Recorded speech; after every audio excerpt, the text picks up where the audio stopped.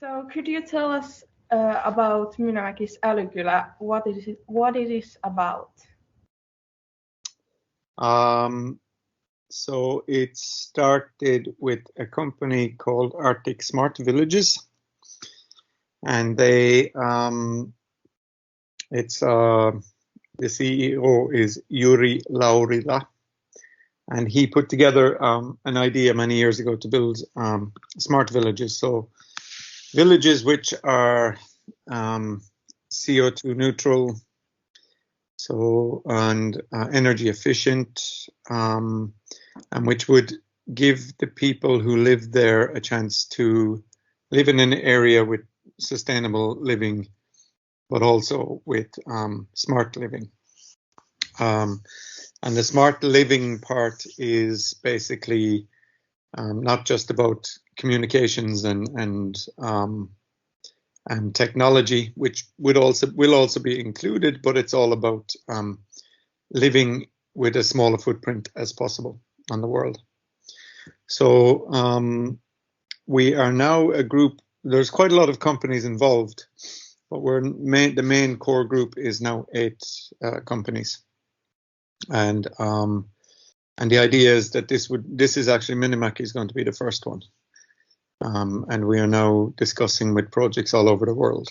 So in Alaska, in Chile, in South Africa, in Sweden, in Estonia, and we're working with different projects. So this village will be about between, let's say, 25 and 40 houses, depending on what people will pick, whether they pick larger families come or whether it's a lot of small houses.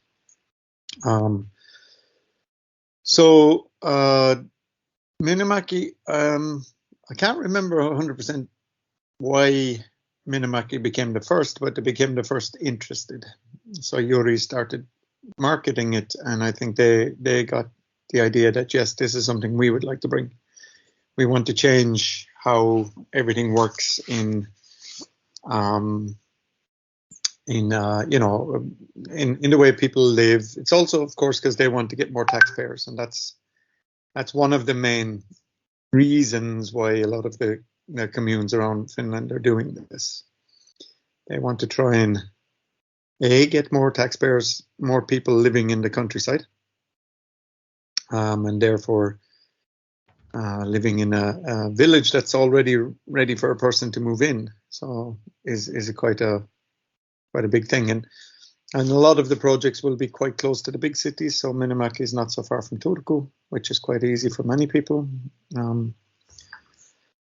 So that's a little bit how it started, and it has developed from there. All the technologies, the housing, the ideas around it have developed. The architecture has developed.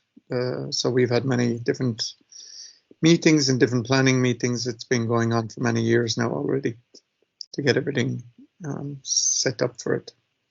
And also another part of the smart village idea is to try and involve local companies, not just big building companies. Or the initial costs will be expensive for certain things, such as the heating system.